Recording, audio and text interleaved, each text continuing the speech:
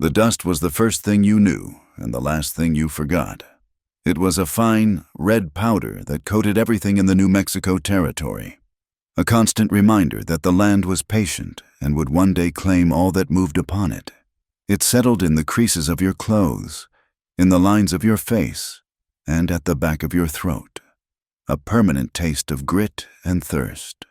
For Ella, huddled on the hard wooden bench of the third-class rail car, the dust was a shroud. It clung to the dampness of her fear, turning the worn calico of her dress a dull, hopeless brown. Outside the grimy window, the world was a canvas of harsh beauty painted in ochre, rust, and the pale, unforgiving blue of a sky that offered no shade. Mesas rose from the flat earth like ancient, sleeping giants, their sides carved by a wind that never seemed to rest. Sagebrush trembled, and the occasional skeletal form of a yucca plant stood defiant against the endless expanse. It was a land that promised nothing but distance, a place so vast it could swallow a person whole, leaving not even a shadow behind. For days, that emptiness had been Ella's goal. Now, sitting in the rattling, swaying carriage, she felt it closing in on her, as suffocating as the smallest, darkest room. She had been running for 6 days, 6 days of stealing scraps of food, of sleeping in dry riverbeds with rocks for a pillow, of seeing the faces of her pursuers in the shifting shapes of the clouds. Fatigue was a heavy cloak she couldn't shrug off. It had settled deep in her bones, a dull ache that throbbed in time with the rhythmic clatter of the train wheels on the iron tracks. Clack, clack, clack, clack. The sound was a metronome counting down the last few seconds of her freedom. She kept her head down, her bonnet pulled low to hide her face. Her hands, raw and scraped from her escape, were clenched so tightly in her lap that her knuckles were white. She tried to make herself small, invisible, to blend in with the worn luggage and the dusty floorboards. But the fear was a living thing inside her, a frantic bird beating its wings against her ribs. Every time the carriage door opened, the bird would leap into her throat, choking her. And then it happened. The door at the far end of the car slid open with a groan, letting in a blinding slice of sunlight and a swirl of red dust. 3 figures stood silhouetted against the glare. Even before their features became clear, she knew. A cold dread, sharp and swift as a knife's blade, pierced through her exhaustion. The man in the middle was the largest, Bart. He was a thick, barrel-chested man with a beard stained by tobacco and a cruel twist to his mouth. He was the one her father had made the arrangement with, a man who looked at her not as a person, but as a piece of property he had paid for and was now determined to collect. The men flanking him, Silas and Jed, were leaner, meaner versions of the same wolfish hunger. Their eyes swept the carriage, cold and predatory. Ella shrank back, pressing herself against the hard wood of the carriage wall. She wished the wall would swallow her. The other passengers, a mix of weary homesteaders, prospectors with hollow eyes, and a few stoic Mexican families, saw the men enter. They saw the menace rolling off them in waves, and one by one, they found something else to look at: the floor, the ceiling, the relentless landscape outside. No one wanted a part of this trouble. No one ever did.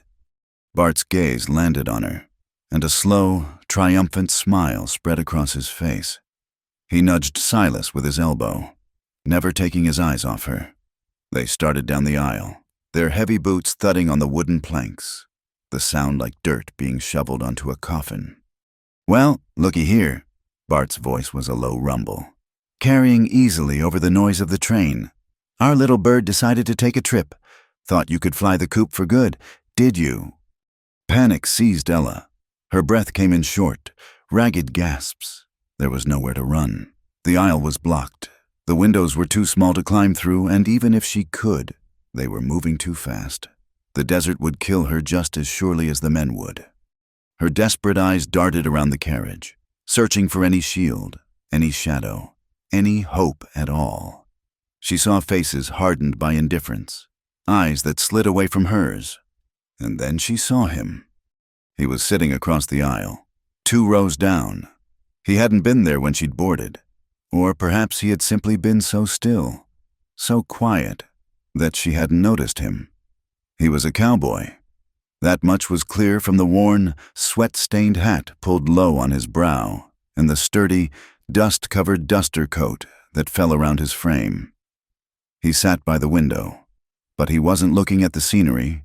He was staring at nothing, his hands resting on his knees, perfectly still. He was a man carved from the same hard landscape that rolled past the window. His face, half hidden in shadow, was lean and weathered, the skin tanned to the color of old leather by years of sun and wind. A dark, untrimmed mustache concealed his mouth, and a day's worth of stubble shadowed a jaw that looked as solid as granite. There was an absolute stillness about him, an aura of profound solitude that set him apart from everyone else in the carriage. He seemed not just alone, but entirely self-contained, a world unto himself that no one else could enter.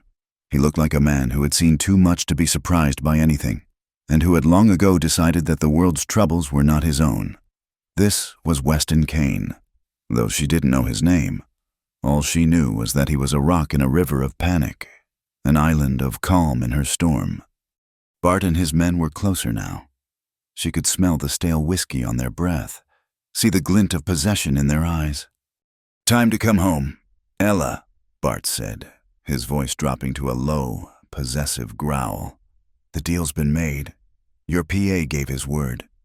His words were shackles, reminding her that to them, she wasn't a person with a soul, but a debt to be collected. In that moment, something inside her broke. The exhaustion and the fear and the hopelessness coalesced into a single, desperate act. She couldn't fight them, but she would not go back, not without trying one last, impossible thing. She scrambled from her seat, her movements clumsy with terror, and stumbled across the aisle. She fell to her knees before the silent cowboy, her hands gripping the rough denim of his trousers. He didn't move. He didn't even seem to breathe. For a moment, she thought he was asleep with his eyes open, or perhaps a statue of a man. She looked up, and for the first time, their eyes met. His eyes were the color of a stormy sky, a deep, brooding gray that held no judgment and offered no comfort. They were the eyes of a man who kept his own counsel, who had built walls around himself so high and so thick that nothing could get through. He looked down at the desperate girl at his feet, his expression unreadable. She expected to see annoyance, or contempt, or the same weary indifference as everyone else. But she saw something else flicker in their depths. It wasn't pity. It was something quieter, something that felt like recognition. It was as if he looked past the dirt and the terror and saw the last, flickering ember of her will to survive. Her voice was a torn whisper, barely audible above the train's clatter. "Please," she breathed, the word raw and broken. "Please, sir, hide me." Bart let out a harsh laugh from behind her. "Get away from him, girl. He ain't your concern. You're coming with us." Weston Kane's gaze lifted from Ella's face and settled on the 3 men standing over them. He didn't tense. He didn't reach for the worn Colt Peacemaker holstered at his hip. He simply looked at them, and the silence that had been a part of him now seemed to expand, to fill the space around them, heavy and charged. In his flat, gray eyes, there was a complete absence of fear, and that seemed to unnerve Bart more than any threat would have. For a long, stretched moment, the only sounds were the rattle of the train and the ragged sound of Ella's breathing. Bart took a half-step forward, his hand flexing. Weston didn't move a muscle. He just held Bart's gaze, and in that silent contest of wills, something shifted. Bart hesitated. Weston's eyes dropped back to Ella. The world had narrowed to this single point, the terrified girl on the floor, and the silent man who was her only, impossible hope. He had spent years riding alone, avoiding entanglements, minding his own business as if it were a religion. Getting involved was a fool's game, a quick path to a shallow grave. Every instinct he had honed for survival told him to turn away. to let the world handle its own brutal affairs. But he didn't. He looked at the trembling of her hands, the desperation in her tear-filled eyes, and the walls he had so carefully built around himself seemed to crack, just for a second. A fissure of some long-buried feeling compassion, perhaps, or a memory of a time when he hadn't been so alone found its way through. He didn't speak. He never spoke if a gesture would do. Slowly, deliberately, he raised his left arm. He lifted the heavy canvas of his duster coat, creating a small, dark space between his body and the fabric. It was not a promise of salvation. It was not a declaration of war against her pursuers. It was a simple, silent offer of shadow, a place to hide. For a heartbeat, Ella just stared, not understanding. Then, a wave of desperate, disbelieving hope washed over her. Without a second thought, she scrambled forward, ducking under the shelter of his arm and pressing herself against his side. The world disappeared. She was plunged into a space of near darkness. The sounds of the carriage instantly muffled. All she could smell was dust, leather, and the faint, clean scent of the man himself. She could feel the solid warmth of his leg against her cheek, the unyielding strength of him. Through the rough fabric of his coat and trousers, she could feel the steady, slow rhythm of his breathing. The frantic bird in her chest began to slow its panicked flight. "Outside the coat," she heard Bart's voice, tight with anger. "What do you think you're doing? Mister, that girl is mine." Ella held her breath, waiting for the explosion, for the violence she knew was coming. But there was only the man's profound silence.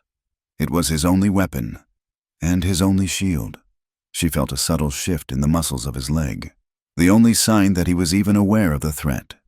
Huddled in the dark, she was utterly blind, utterly dependent on the stillness of a stranger. She had run from one cage only to find herself in another, a tiny, temporary haven under a cowboy's coat, praying that its walls would hold. The world inside the duster coat was a cramped, suffocating darkness. Ella could hear the blood pounding in her ears, a frantic drumbeat against the steady, rhythmic clatter of the train. Bart's voice was a muffled, angry growl just beyond the fabric. The words indistinct, but the menace perfectly clear. She was acutely aware of the man beside her, the unyielding wall of his body. He hadn't moved a muscle, but she could feel a tension coiling in him, a stillness that was not passive, but predatory, like a cougar waiting to spring. The air was thick with the threat of violence, a palpable thing she could almost taste. "I'm not asking again, mister." Bart's voice was closer now, sharp with impatience. "Step aside. Give me what's mine." Ella flinched, pressing her face harder into the rough denim of Weston's trousers. She felt, rather than saw, his response. A subtle shift, the barest intake of breath. He was preparing to move.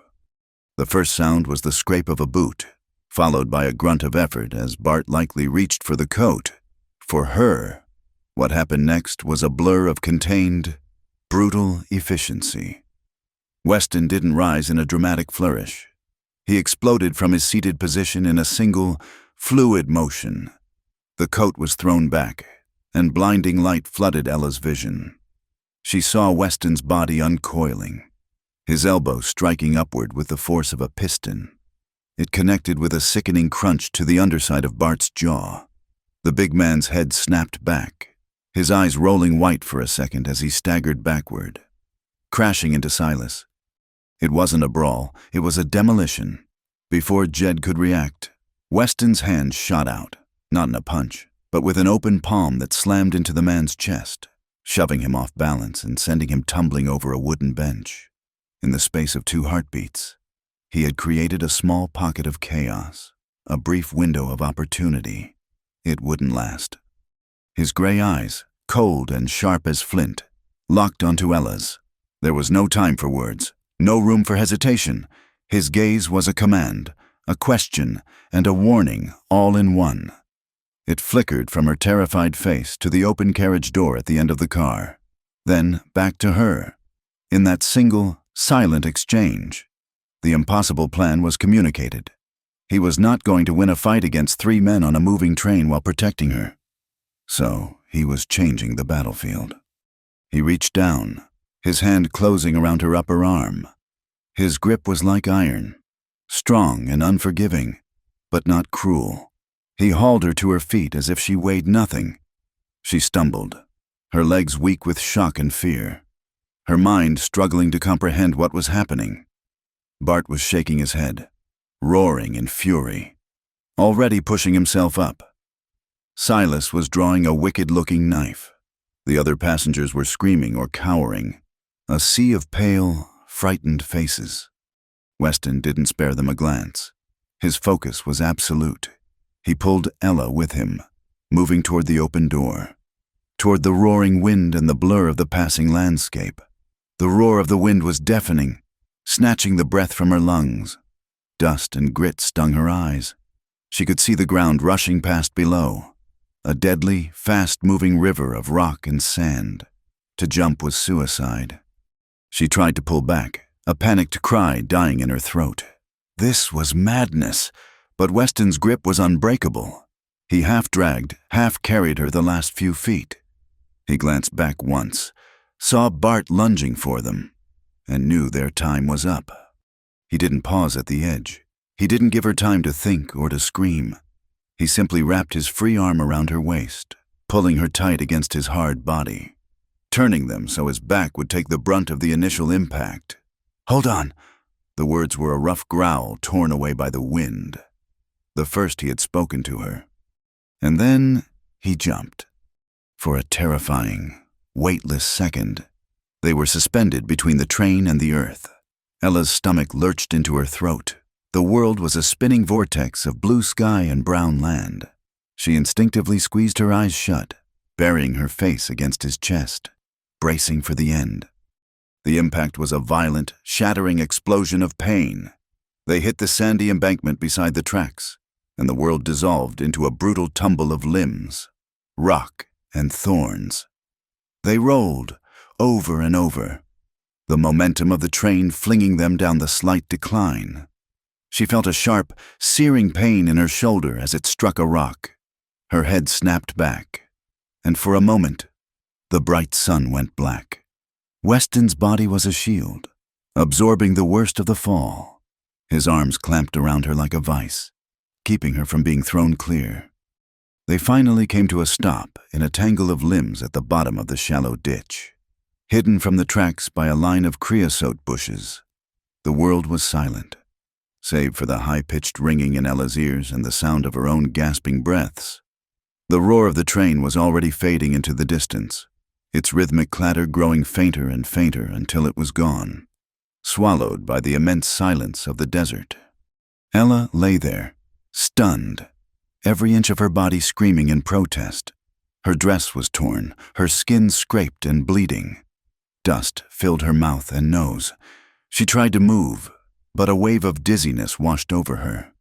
Through a haze of pain, she became aware of Weston shifting beside her. He pushed himself up onto one knee, his movement stiff. A long, bloody gash ran down his forearm where a sharp rock had torn through his sleeve. He ignored it. His head was up, his gaze fixed on the spot where the train was now just a dark speck in the shimmering heat haze. He was listening, watching. He knew, as she was just beginning to realize, that their ordeal was far from over. The train would stop. Bart and his men were not the type to let this go. They would come back. He looked down at her, his face an unreadable mask of dust and grim determination. He saw her trying to push herself up, saw the wince of pain as she put weight on her ankle. Without a word, he leaned down, slid one arm under her back and the other under her knees, and lifted her. She let out a small, involuntary cry, both from the pain and the shock of being held so easily. He started walking, moving away from the tracks, heading for a distant, jagged line of low-lying hills that looked like the broken teeth of some great beast. His stride was long and purposeful, eating up the dry ground. The sun was a merciless hammer in the sky, beating down on them. The heat was a physical presence, shimmering off the rocks, baking the very air they breathed. Ella felt a profound sense of helplessness, being carried like a child through this alien, hostile landscape. She looked at the face of the man carrying her. His jaw was set, his gray eyes scanning the terrain ahead, constantly assessing, planning. He was breathing heavily, a slight tremor of exertion running through his arms, but he gave no other sign of strain or pain. He was a creature of this hard land, and while she was lost in it, he seemed to know its secrets, its rhythms, its dangers. He carried her for what felt like an eternity, until the smooth, sandy ground gave way to a rockier, more broken landscape. He finally set her down in the shade of a towering red rock formation. Her ankle throbbed with a dull, insistent pain. "Can you stand?" His voice was rough, like stones grinding together. She nodded, biting her lip against the pain as she cautiously put her weight on her foot. It held, though a sharp protest shot up her leg. "I think so." He gave a curt nod, his attention already elsewhere. He was scanning their back trail, then the labyrinth of rocks and shadows before them. They were exposed here. "We have to move," he said. "It wasn't a suggestion." He led the way, not turning to see if she was following. He knew she would. She had no other choice. They plunged into a narrow wash, the high rock walls providing blessed shade from the relentless sun. The ground was soft sand, making each step a struggle for her injured ankle. She pushed on, driven by a primal fear that was stronger than the pain. She could almost feel Bart's eyes on her back, could hear his angry shouts echoing in the silence. They moved for hours, deeper and deeper into a maze of dry canyons and ravines. The world became a narrow corridor of red rock and blue sky. The only sounds were the crunch of their boots on the gravelly ground, the whisper of the wind through the rock formations, and their own labored breathing. Weston moved with a tireless, economical grace, choosing his path with an instinct that spoke of a lifetime spent in such places. He never looked back, but she could feel his awareness of her, of the slight limp in her step, of the growing distance between them when she started to falter. He would slow his pace just enough for her to catch up, a small, unspoken concession.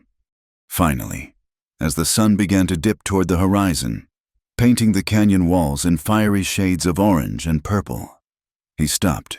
He had found a small alcove, a hollow in the rock wall almost completely concealed by a tumble of ancient boulders. It was barely large enough for two people, a shallow cave that offered shelter and concealment. He gestured for her to enter, then stood watch for a long time, his body a silent silhouette against the dying light. Ella sank to the ground, her body trembling with exhaustion. The pain in her ankle had subsided to a constant, throbbing ache. Now that they had stopped moving, the full weight of the day's terror and violence crashed down on her. A wave of uncontrollable shivers racked her body. Weston finally turned and entered the alcove, his large frame filling the small space. He sat down a few feet from her, leaning his back against the rock wall. He took a small canteen from his belt and offered it to her. She took it with shaking hands, her fingers brushing against his. His skin was warm and calloused. She drank greedily, the lukewarm water the most wonderful thing she had ever tasted. She handed it back to him, her throat too dry and sore to form the words of thanks. He took a short drink himself before capping it. For a long time, they sat in silence as the sky outside darkened from purple to a deep, star-dusted indigo. The silence in the canyon was absolute, a living presence. It was a silence that should have been peaceful, but it felt taut, full of listening and waiting. Ella looked at him in the faint, silvery light of the rising moon. He was a complete stranger, a man who had intervened when no one else would, a man who had risked his life to pull her from the fire, only to throw her into this vast, unforgiving wilderness. She knew nothing about him, not his name, not where he was from, not why he had helped her. He hadn't asked her a single question, hadn't demanded any explanation. He had simply acted. He must have felt her gaze on him, because he turned his head slightly, his eyes, Now deep pools of shadow in the faint light met hers. She saw a flicker of something in them, not sympathy, but a shared understanding of their grim reality. They were two fugitives, hunted and alone in a land that would just as soon kill them as shelter them.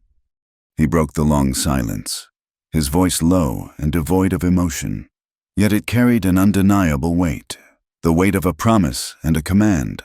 It was the only thing that mattered, the only thing she needed to know. Follow me. The journey that followed was a blur of aching muscles and silent endurance. They walked through the pre-dawn chill, a world of gray rock and ghostly silhouettes. Weston set a grueling pace, but it was no longer the frantic flight of the day before. This was a different kind of movement, a steady, ground-covering rhythm that spoke of a destination. He seemed to be following an invisible trail, navigating by the stars still faintly visible in the western sky or by the very shape of the land itself. Ella followed, her mind numb with exhaustion, her body a single, throbbing bruise. She focused on the back of his duster coat, a moving anchor in a shifting world. Dawn came not as a gentle awakening, but as a stark revelation. As the sun's first rays breached the eastern horizon, they crested a high ridge, and the world fell away before them. Below lay a vast, shallow valley, a wide bowl cupped in the palm of the surrounding mesas. It was as empty and isolated as any place she had ever seen, a world forgotten by mapmakers and travelers. A thin ribbon of green, marking a creek bed, snaked through its center. In the far distance, almost lost in the immensity, a single, lonely wisp of smoke curled into the crisp morning air. Weston stopped, allowing her to catch her breath. He didn't point or speak, but his gaze was fixed on that distant smoke. It was the first sign of human habitation she had seen since the train, and instead of relief, a fresh wave of anxiety washed over her. Was this another trap? Another cage? She looked at his profile, silhouetted against the rising sun. His face was impassive, giving nothing away. He had saved her, but she still didn't know him. Her trust was a fragile, unproven thing, born of desperation. The descent into the valley took another hour. As they drew closer, the smoke resolved itself into a chimney rising from a small, low-slung cabin. It was a ranch, of a sort, though it was the most solitary and weathered homestead she could have imagined. The main cabin was built of thick, sun-bleached logs, chinked with mud that had long since dried and cracked. A sagging porch ran along the front. Nearby stood a small, sturdy-looking barn, its wood silvered with age, and a series of corrals made from rough-hewn posts and rails. A single, tireless windmill spun slowly in the breeze, its rhythmic, metallic squeak the only sound in the vast silence. The place didn't look welcoming. It looked like it had endured. It had hunkered down and braced itself against the wind, the sun, and the loneliness, and it had survived, just like the man who was leading her there. As they approached the cabin, the front door creaked open. A small figure emerged, no taller than Ella's waist.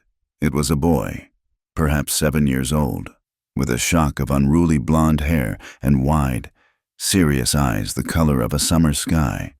He was wearing patched denim trousers held up with a single suspender and a shirt that was too big for him. He stood perfectly still on the porch, watching them approach, his small face betraying no surprise, only a quiet curiosity. He held a half-eaten apple in one hand. Weston's pace slowed. As he drew level with the porch, he reached out and rested his large, calloused hand on the boy's shoulder. It was a gesture of immense gentleness, a stark contrast to the brutal efficiency she had witnessed on the train. The boy looked up at him, a silent question in his eyes. Weston gave a barely perceptible nod, and the boy's gaze shifted to Ella. He looked at her torn dress, her bruised face, and the exhausted slump of her shoulders. He didn't stare, but his look was one of solemn understanding, as if this were not the first time a broken thing had found its way to this remote place. Weston guided her up the 2 steps onto the porch. "Milo," he said, his voice a low rumble. It was not an introduction, merely a statement of fact. Then he looked at Ella. Water, food, rest. He pushed the door open and let her inside. The cabin's interior was as sparse and functional as the man himself. It was a single large room, dominated by a large stone fireplace where a small fire crackled, warding off the last of the night's chill. A rough-hewn table and 2 chairs stood in the center. In one corner was a simple cot, and in the other, a larger bed frame, both covered with thick wool blankets. The air smelled of wood smoke, old leather, and coffee. It was the smell of a life stripped down to its barest essentials. Weston pointed to the cot. Sleep, he said. It was an order, but not an unkind one. He turned, ladled some water from a bucket into a tin cup, and handed it to her. She drank, her hands trembling so much she spilled some down her chin. Then he went to the fireplace, took a pot from the hearth, and spooned a thick, savory-smelling stew into a wooden bowl. He placed it and a piece of hard bread on the table. Ella ate, though she could barely taste it. Her body was crying out for sustenance, but her mind was still racing, caught in a loop of fear and disbelief.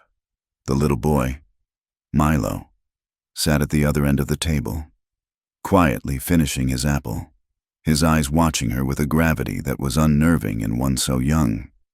When Weston left the cabin to tend to his horse, the silence between Ella and the boy was absolute.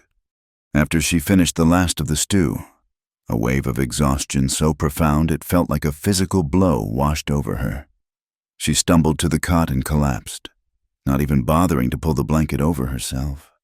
She fell into a deep, dreamless sleep, the first true rest she'd had in a week. When she woke, the cabin was filled with the soft, orange light of late afternoon. For a moment, she didn't know where she was. Panic flared, cold and sharp. Then the memory of the past 24 hours came rushing back. She sat up, her heart pounding. The cabin was empty. A thick wool blanket was tucked neatly around her. On a small crate beside the cot sat a fresh tin cup of water and a clean, damp cloth. She swung her legs over the side of the cot, her sprained ankle protesting with a dull ache. She used the cool cloth to wipe the grime from her face and hands. The act of cleaning herself felt like a small rebellion against the filth of her fear. Looking around, she saw that the stew pot had been cleaned and put away. The fire had been banked, its embers glowing softly. She pushed herself to her feet and hobbled to the open doorway. The afternoon sun was warm, the air still and clear. Weston was in the corral, working with a lean, wiry horse, his movements calm and patient. Milo sat on the top rail of the fence, watching, a small, silent shadow of the man. The scene was so peaceful, so utterly normal, that it felt like a dream, but the fear remained. A cold knot in her stomach. This was a reprieve, not a rescue. Bart and his men were still out there. Sooner or later, they would find her. The thought of being a burden, of waiting helplessly for the inevitable, was more than she could bear. She had been passed from her father's indifferent care to Bart's cruel possession. Treated as an object, here she was a liability, another mouth to feed, another problem for this silent man to solve. The feeling of uselessness was a kind of suffocation. She looked around the porch. A worn-out broom leaned against the wall. On impulse, she picked it up. The handle was smooth from use. She began to sweep the dust and stray leaves from the wooden planks. The simple, repetitive motion was calming.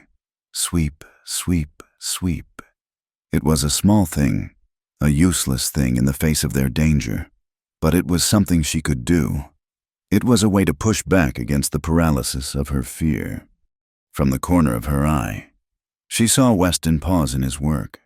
He watched her for a moment, his expression unreadable from this distance, before turning back to his horse. He didn't say anything, didn't acknowledge her action at all. Over the next few days, a quiet, unspoken routine began to form. Ella found tasks to occupy her hands and quiet her mind.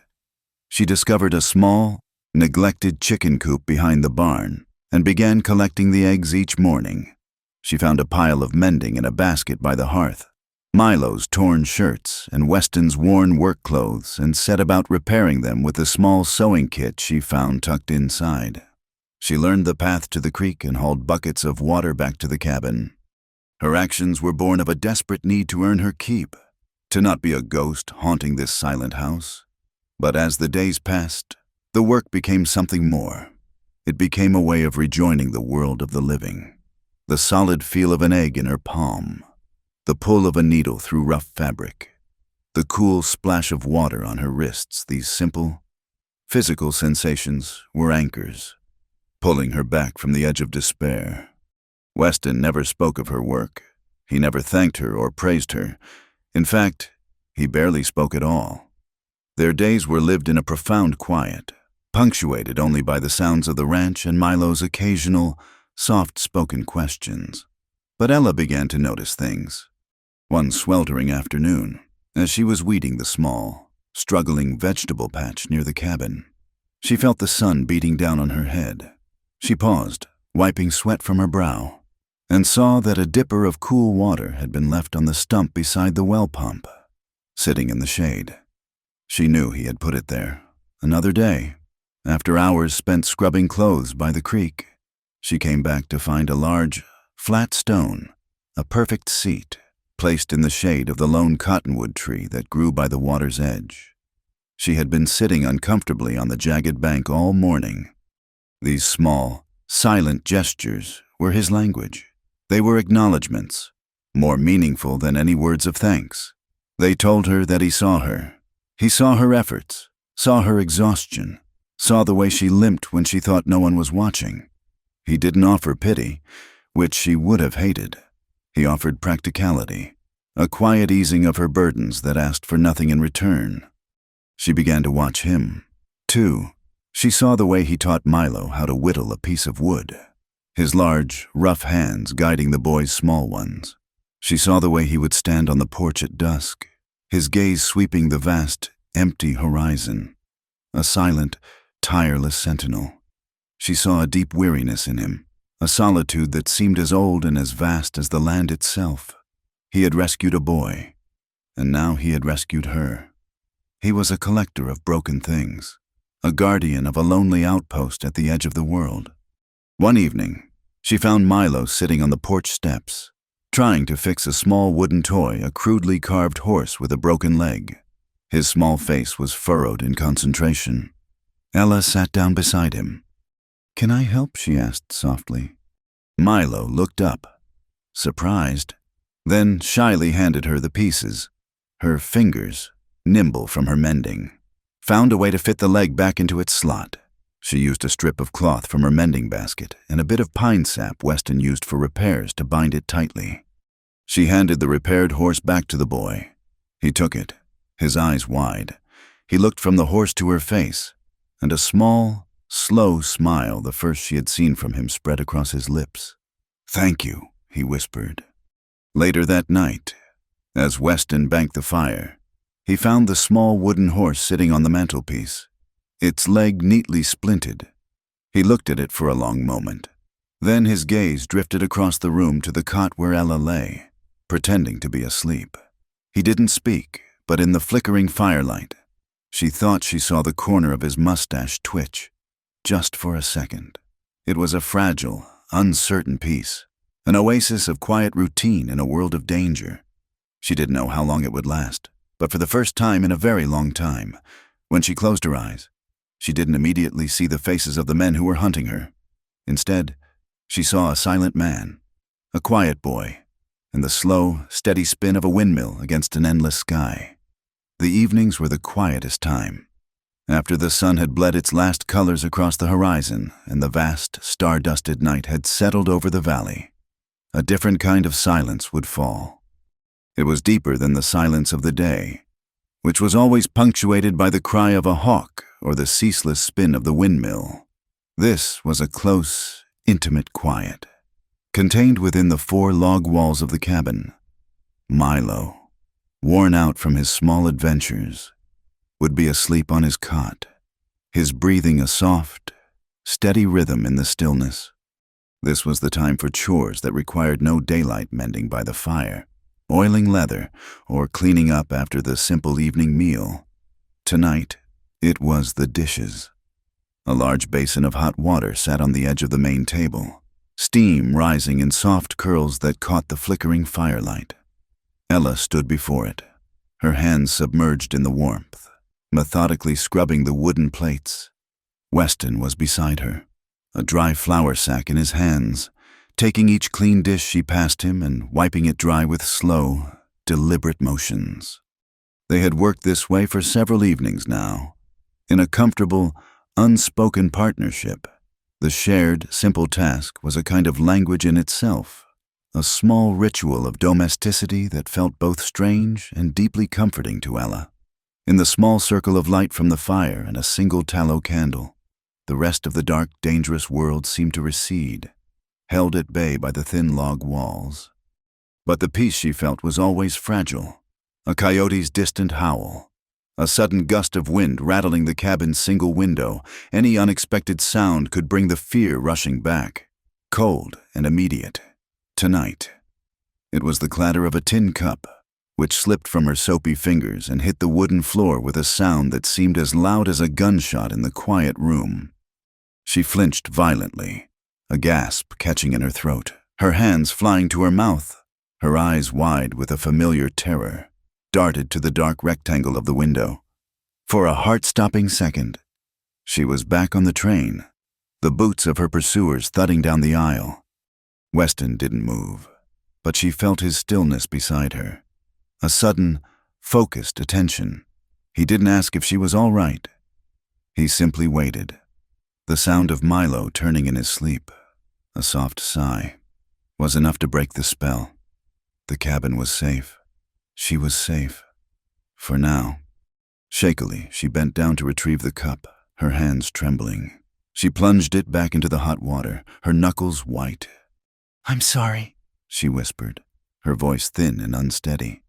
Weston took the plate she had just washed. He began to dry it, his movements as unhurried as before. His silence was not empty. It was an invitation. It was a space for her to fill. If she chose to, he would not ask. He would not pry. And for some reason, that quiet patience was what finally broke her. The story she had held clenched inside her like a fist began to loosen its grip. The words rose unbidden, clumsy and raw, spoken to the soapy water as much as to the man beside her. "My father," she began, her voice barely a whisper. "He had a debt, a piece of land he wanted. He struck a deal." She scrubbed at a clean plate, her motions frantic. "The man's name is Bart, the one on the train. My father gave his word that I would go with him. I was part of the payment." She said the words and waited for the reaction. A gasp of shock, a murmur of pity, a question filled with morbid curiosity. She had imagined this moment 1,000 times, and in every version, the listener's reaction was a new kind of pain. Weston said nothing. He finished drying the plate, its surface gleaming in the firelight, and set it carefully on the stack. He took the next one from the rack beside the basin. His presence was a solid, unmoving thing beside her. The silence urged her on. Giving her permission to continue, "He came to collect me a few weeks ago. Bart," he smiled all the time, but it never reached his eyes. "He looked at me like I was a horse he'd just bought, something to be broken." She shuddered, a tremor that ran from her shoulders down to her hands, which were now still in the water. "My father wouldn't look at me. He just packed a small bag and told me to be a good wife." The word wife hung in the air, a bitter, ugly thing. I tried to be agreeable at first. I thought if I was quiet and did as I was told, perhaps it wouldn't be so bad. But his hands were heavy. The way he would touch my shoulder, even when he was trying to be kind. It felt like a threat, a promise of what would happen if I stepped out of line. She stopped, her throat tight with unshed tears. She was ashamed of the words, ashamed of the weakness they revealed. She had been so powerless, so trapped. Weston placed another dry plate on the stack. The soft clink of wood on wood was the only reply. He didn't look at her. His focus remained on his task, his breathing even and steady. He was just a man drying dishes. But in his stillness, she felt an immense, anchoring strength. He was not judging her. He was simply listening. The first time he got truly angry, it was over a burned meal. She continued, the memory making her voice shake. He showed me what would happen to property that didn't perform as expected. After that, I knew I couldn't stay. I would rather die in the desert than let him own me. She described the escape in fragmented pieces, waiting until he was passed out from drink, slipping out of the house in the dead of night with nothing but the clothes on her back, running until her lungs burned, hiding in ditches by day and traveling by night, the gnawing hunger, the constant, paralyzing fear of every sound, every shadow. I thought the train would be my salvation, she said, a bitter, humorless laugh escaping her lips. I thought if I could just get far enough away. But they found me. When I saw them walk into that carriage, I knew there was nowhere left to run. The whole world felt like a cage. And then I saw you. She finally turned her head, looking at his profile in the warm light. He still hadn't looked at her. His gaze was on the cloth in his hands as he methodically wiped the last drops of water from a wooden spoon. He had heard it all, the story of her shame, her terror, her desperate flight. He had heard the confession of a girl who had been treated like cattle, and his expression hadn't changed. There was no pity in his face, no disgust, no curiosity. There was only a quiet acceptance, and that was what broke her. It wasn't a sob or a wail. It started as a single tear that escaped and traced a clean path through the grime on her cheek. Then another, and another. A silent, hot cascade of them. She didn't make a sound, just stood there, her hands in the cooling water, as all the terror and humiliation and loneliness she had held inside for so long finally spilled over.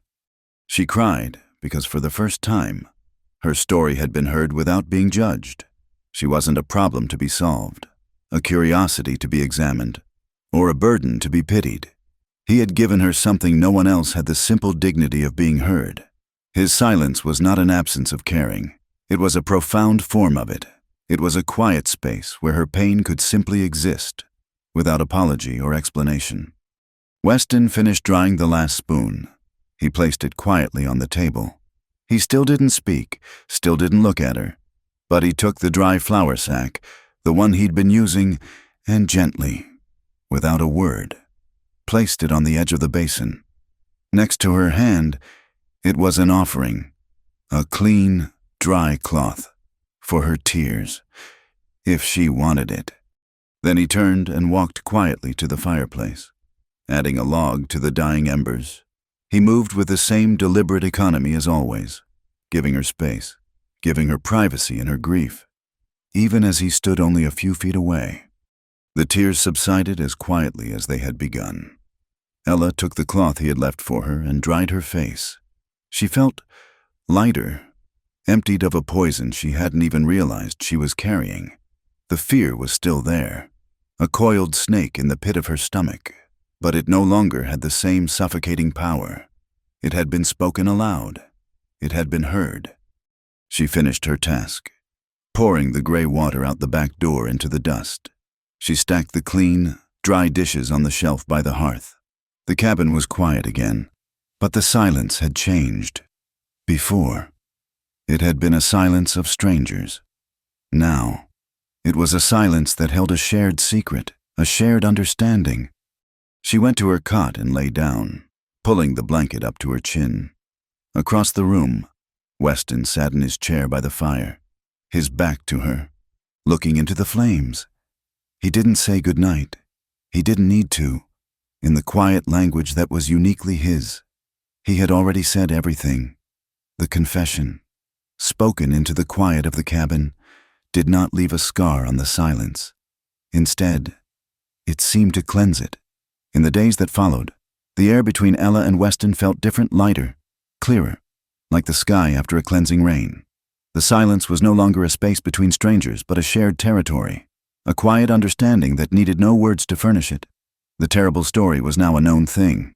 A stone dropped into a deep well. The ripples had spread and settled, and the water was calm again, but its depth was now understood. Ella felt a change within herself, a subtle unfurling. The constant, tight knot of fear in her stomach had not vanished, but it had loosened its grip. She found herself breathing more deeply, her gaze lifting from the ground to the vast, open sky above the valley. She noticed the small details of this isolated world, the way the morning light caught the dew on a spider's web, the hardy purple flowers that pushed their way up between the cracks in the rocks, the subtle shift in the wind's song as evening approached. These were the things a person noticed when they were no longer simply surviving, but beginning, tentatively, to live. One afternoon, while walking along the creek bed where the air was cooler, she saw a splash of defiant color against the muted tones of dust and rock. It was a single Indian paintbrush, its fiery orange-red petals a small, brave flame against the dry earth. It was so vividly alive, so beautiful in its solitude. It reminded her of the flicker of humanity she had seen in Weston's eyes on the train, an unexpected warmth in a hard landscape. On impulse, she picked it. Its stem was delicate in her calloused fingers. She carried it back to the cabin, not sure what she intended to do with it. It felt too personal to put in a cup on the table, too forward to hand to him directly. Their language was one of silence and gesture, and this needed to be the same. That evening, before she went to her cot, she laid the single, bright flower on the rough-hewn boards of the porch, just outside the door where he would be sure to see it when he stepped out at dawn. It was a wordless thank you. Thank you for listening. Thank you for this quiet place. Thank you for not asking for anything in return. She fell asleep feeling vulnerable, worried the gesture was foolish. She imagined him finding it in the morning, perhaps kicking it aside as a piece of stray foliage, or worse, not noticing it at all. But the next morning, the flower was gone. Her heart sank a little, believing it had been dismissed. Later that day, however, she was sweeping the floor near the table where Weston sometimes sat in the evenings to make notes. His journal, a thick, leather-bound book, worn smooth with use, lay open. He was usually careful to close it, but today it had been left unattended. A breeze from the open door rustled the pages. Curiosity warred with her respect for his privacy, but she didn't have to snoop. The wind turned a page for her, and she saw it. There, pressed carefully between 2 pages of penciled notes about fence lines and the price of grain, was the Indian paintbrush. Its vibrant color was a shock against the stark, practical script. He had taken her small, silent word and saved it, pressing it into the very heart of his solitary life. A warmth spread through her chest, so sudden and potent it made her catch her breath. Her gesture had been received, understood, and answered in his own silent way. He had not just seen the flower, he had seen the meaning behind it and deemed it worthy of preservation. That small, preserved flower marked another shift. They began to move from existing in the same space to sharing it, the work of the ranch, once a solitary pursuit for him, and a desperate distraction for her, became a series of shared tasks. It began with Milo's shirt. The boy had torn a sleeve climbing the corral fence, and Ella had set it aside to mend. She sat by the fire that evening, her needle flashing in the dim light, when Weston sat down in his chair opposite her. He didn't speak, but instead of his usual task of oiling a saddle or sharpening a knife, he picked up one of Milo's worn-out boots and began the slow, patient work of stitching a loose sole. They worked in tandem, the only sounds the soft crackle of the fire, the whisper of her thread through cloth, and the rhythmic punch of his awl through thick leather. There was a harmony in their separate labors, a sense of 2 people quietly tending to the needs of their small, fragile world. It felt Ella thought, like they were two halves of a single, unspoken thought. A few days later, a section of the pasture fence gave way. Weston went out after the morning chores to fix it, his post-hole digger and a heavy mallet in hand. Ella watched him from the cabin for a while, his lone figure a testament to the endless, back-breaking work of holding this place together. Then, she pulled on her worn boots and walked out to join him. He saw her coming but didn't stop his work. He just looked up, a silent question in his eyes. "I can help," she said, her voice sounding loud in the open air. "I can hold the rails, or hand you things." He considered her for a moment, then gave a single, curt nod, and so they fell into a new rhythm. He did the heavy work, digging the new post hole with powerful, clean strokes, his muscles moving with an easy strength. She cleared the loose rocks, fetched the new rail, and held it steady while he hammered it into place. Their hands brushed when she passed him a nail. Her shoulder bumped his as they maneuvered a long piece of timber.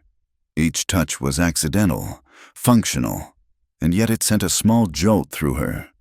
At one point, he paused, leaning on the handle of the digger to wipe the sweat from his brow with the back of his arm.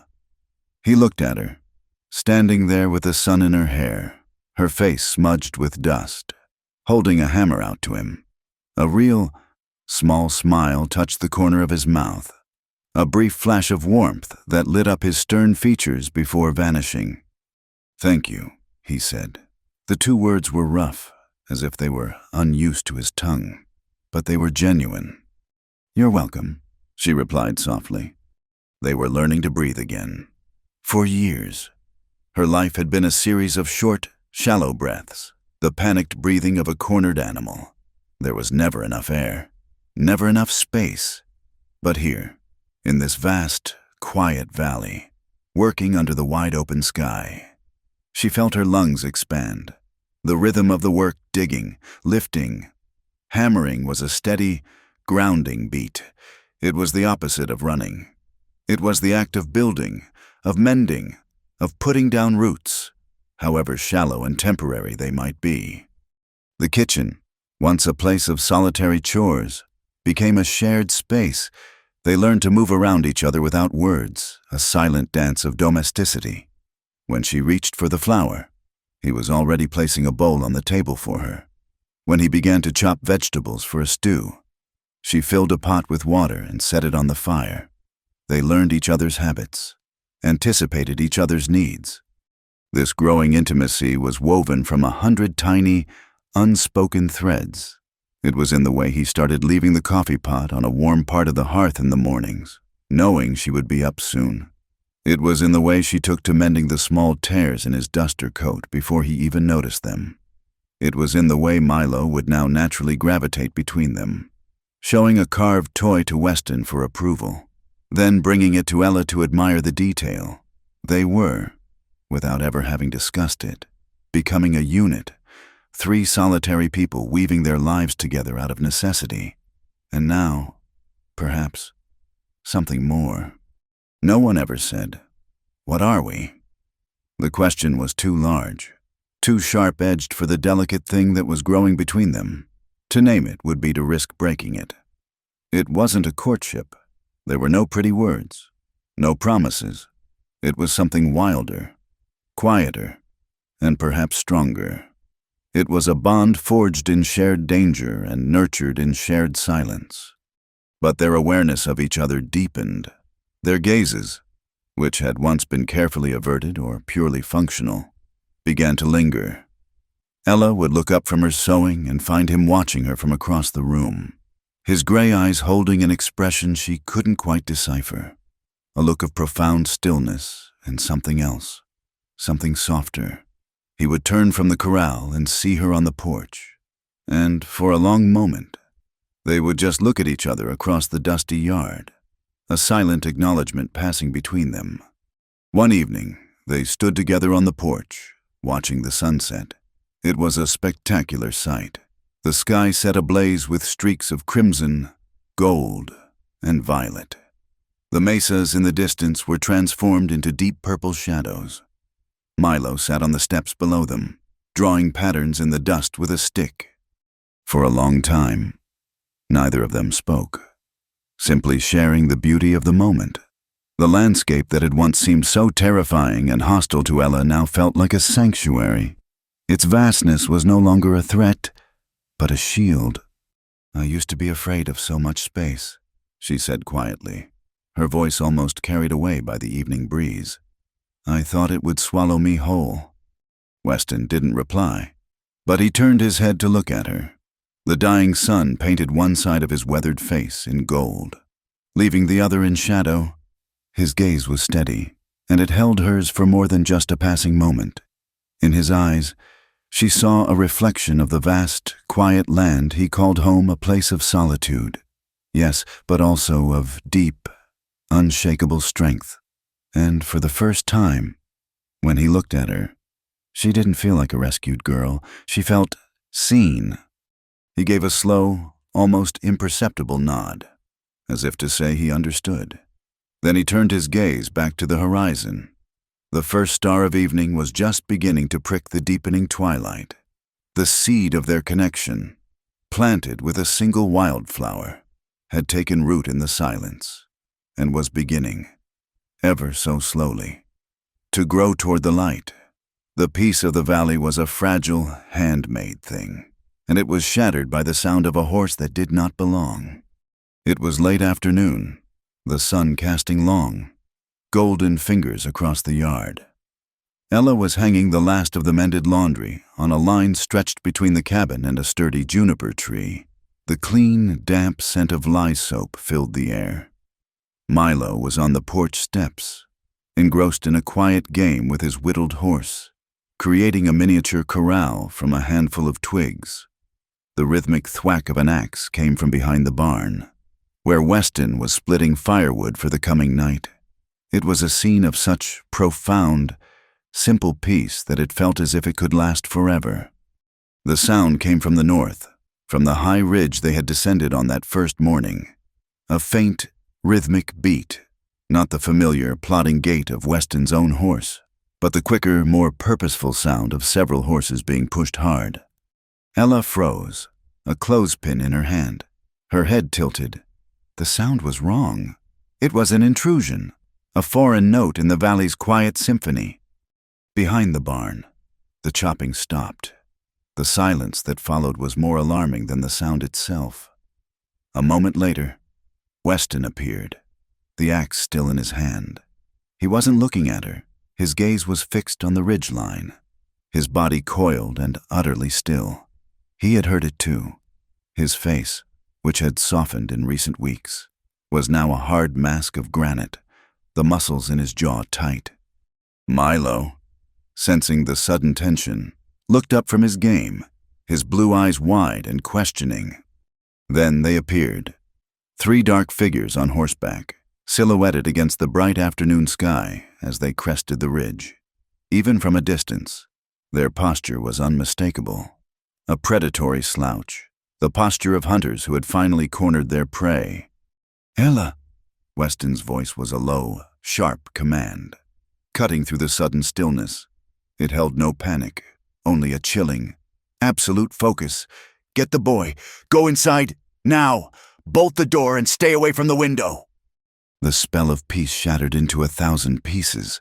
The cold, familiar dread seized her, a fist clenching around her heart. But this time, it was different. It wasn't just her own life she feared for. She looked at Milo's small, frightened face, then at Weston, standing like a bulwark between them and the approaching danger. She was no longer just a victim. She was part of this place. She scooped Milo up in her arms, his small body trembling. "It's all right," she whispered, the lie catching in her throat as she hurried him up the steps and into the cabin. Her hands shook as she fumbled with the heavy wooden bolt, sliding it into its iron bracket with a solid, definitive thud. She peered through a small crack in the chinking between the logs, her heart hammering against her ribs. Weston hadn't moved. He had dropped the axe and now stood in the middle of the yard, his feet planted, his hands empty at his sides. He was deliberately making himself the center of attention, drawing the threat to himself, away from the cabin. The three riders slowed to a walk as they approached, fanning out to form a half-circle around him. Ella's breath caught. It was them, Bart, Silas, and Jed. They looked gaunt, meaner, their faces burned by the sun and caked with the dust of a long, hard search. Bart dismounted, a cruel, triumphant smirk twisting his lips. He let the reins of his horse drop to the ground. "Kane," he said, his voice carrying easily in the still air. He knew Weston's name. They had been thorough. "I figured you were the one. Heard about a quiet man who jumped a train out near the Malpais. We owe you for the trouble you've caused." Weston said nothing. His silence was a wall, his gray eyes as flat and hard as river stones. "We're not here for you," Bart continued, his gaze flicking to the cabin door. He took a step forward. "We're here for what belongs to me. Send the girl out. You do that, and we'll just take what we're owed from your hide and be on our way." Weston shifted his weight slightly, a barely perceptible movement that was nevertheless filled with menace. "She's not yours," he said, his voice a low growl. "Ride out." Bart laughed, a harsh, ugly sound. Brave words for a man standing alone. "Silas, Jed, remind Mr. Kane of the odds." The two men dismounted, moving to flank Weston.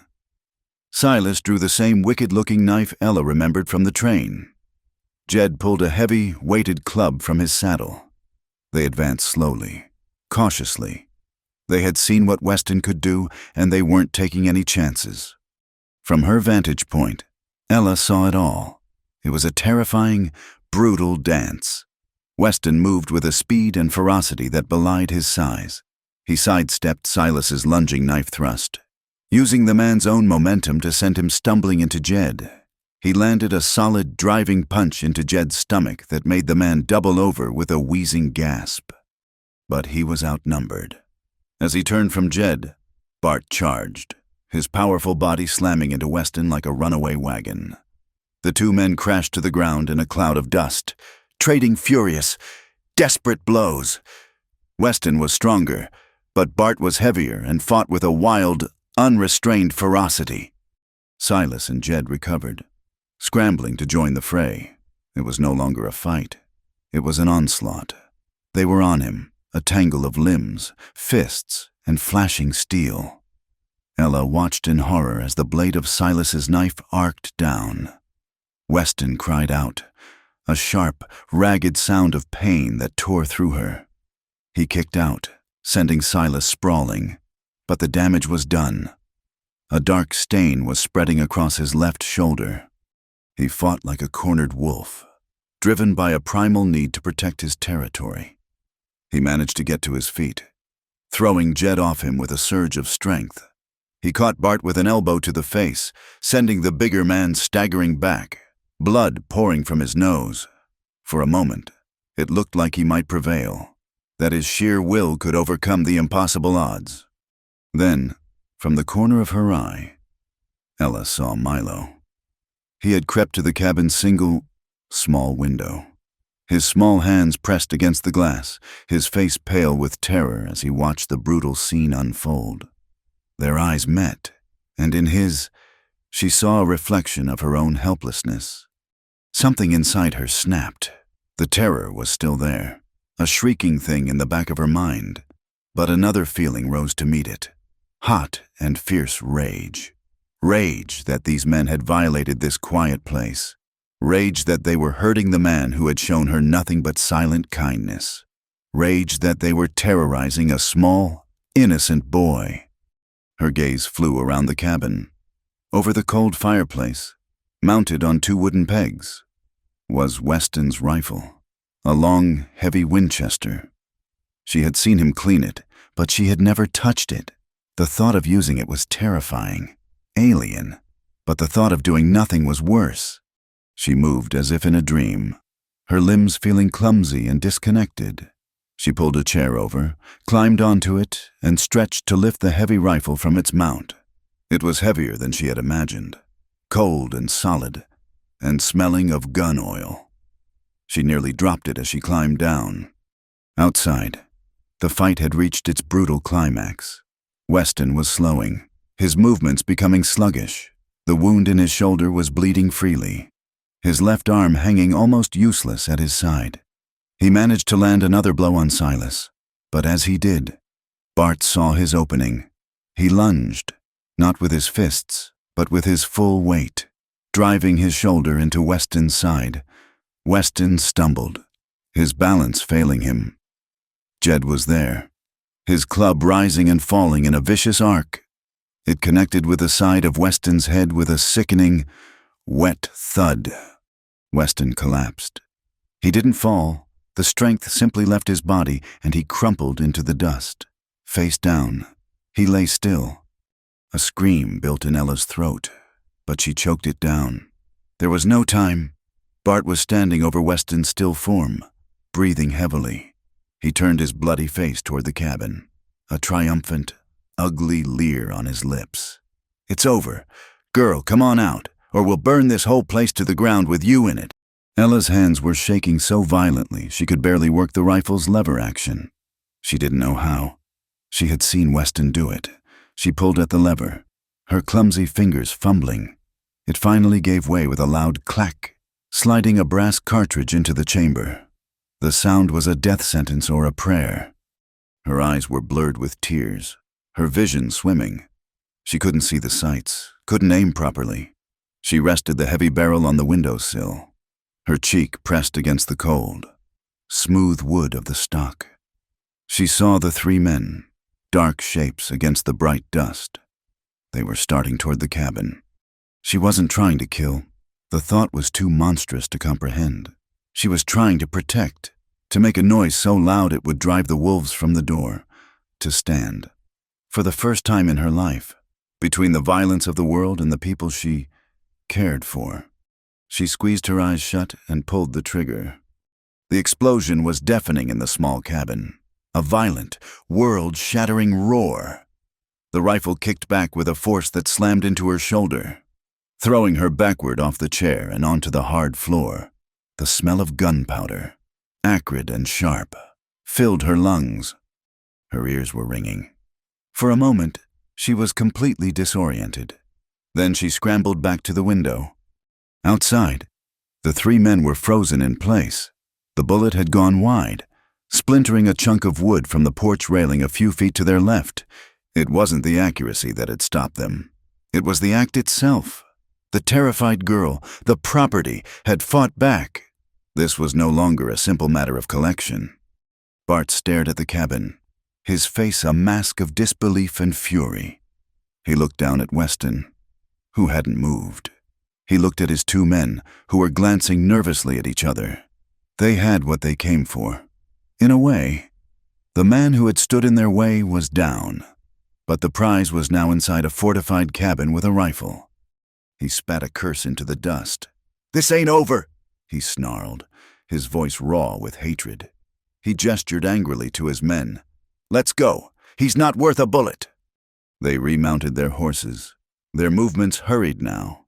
They cast one last, hateful look at the silent cabin before wheeling their horses around and riding away, their hoofbeats a frantic, fading rhythm against the sudden, terrible silence. Ella didn't wait to see them disappear over the ridge. The moment they turned, she was at the door, her hands fumbling with the bolt. She threw it open and ran out into the yard, her bare feet sinking into the dust that was already stained dark. The world seemed to shrink, narrowing to the still, broken form on the ground. She fell to her knees beside him. "Weston," she whispered, her voice a raw, broken thing. "Weston." She reached out a trembling hand and laid it on his back. There was no response. He was utterly, terrifyingly still. A dark pool of blood was spreading slowly in the dust beneath his head, a growing, crimson stain on the peaceful ground of the home he had fought to defend. He was motionless. The storm had passed, leaving behind a silence more devastating than the violence itself. The sound of the retreating hoofbeats faded, and a silence descended that was heavier and more terrifying than any noise.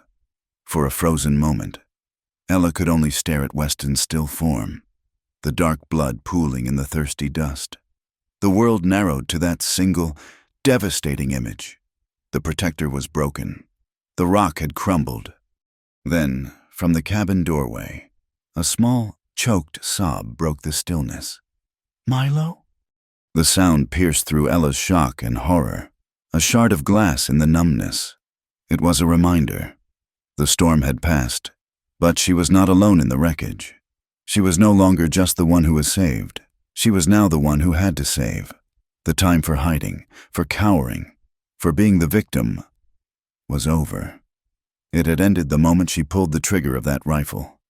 "Milo," she said, her voice a raw, unfamiliar thing. She didn't turn to look at him, her eyes still fixed on Weston. "Go to the creek. Bring back all the water you can, and cloths, any clean cloths you can find in the basket." Her tone was calm, a strange, fragile authority she hadn't known she possessed. The boy hesitated for only a second before the command registered. He turned and ran, his small legs pumping, his terror now channeled into a desperate, urgent purpose. That left her alone with Weston. Getting him inside was the first, impossible task. He was a large, heavy man, a dead weight of muscle and bone. She was not strong. She tried to lift him by the shoulders, her fingers slipping in his blood, and could barely budge him. Panic, cold and sharp, threatened to overwhelm her. She fought it down, her jaw clenched. She would not fail. She managed to get her arms under his, straining, her muscles screaming in protest, and began to drag him backward. It was a grueling, agonizing journey a few feet at a time, across the dusty yard and up the 2 shallow steps of the porch. Dust and blood smeared across the wooden planks.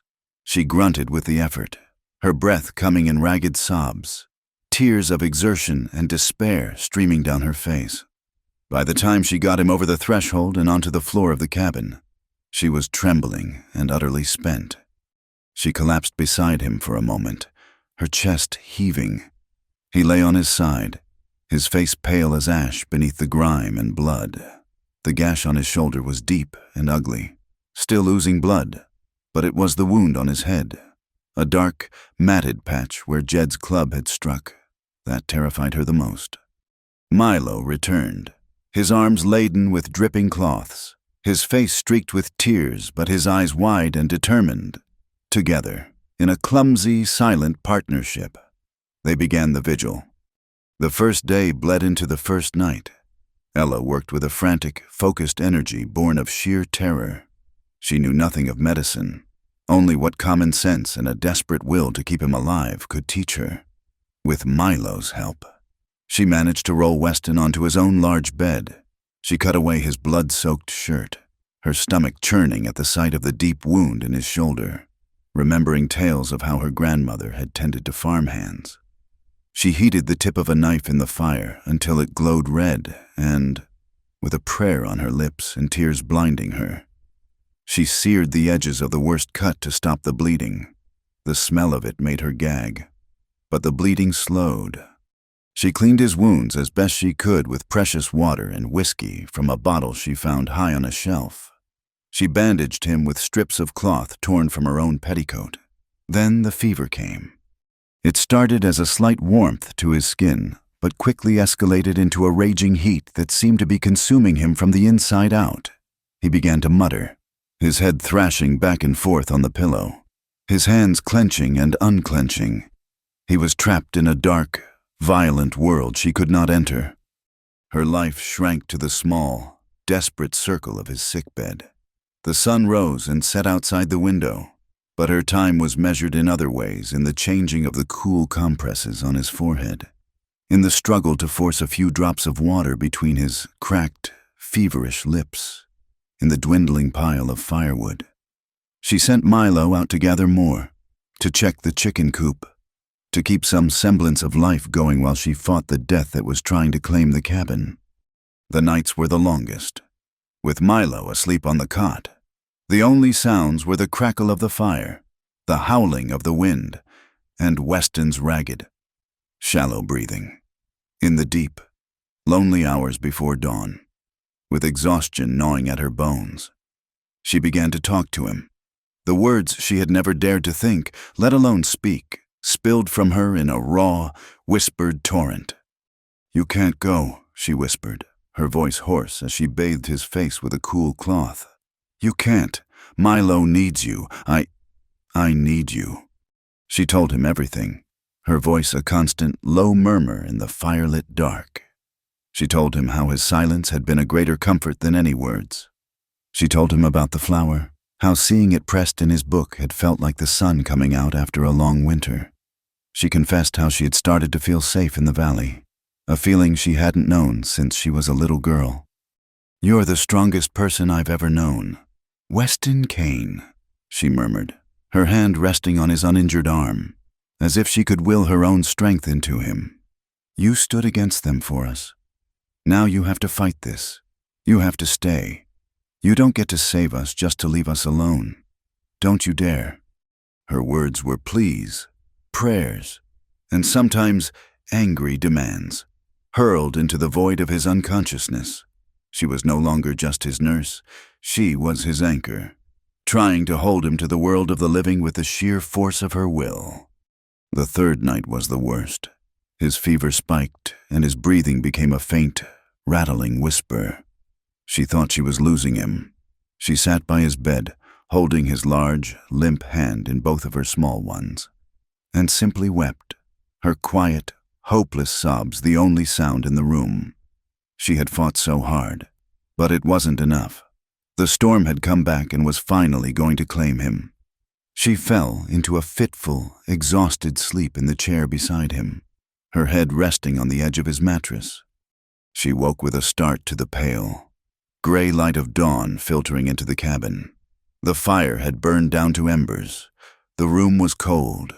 A terrible, profound silence filled the space. She looked at Weston, her heart seizing with dread. He was still, too still.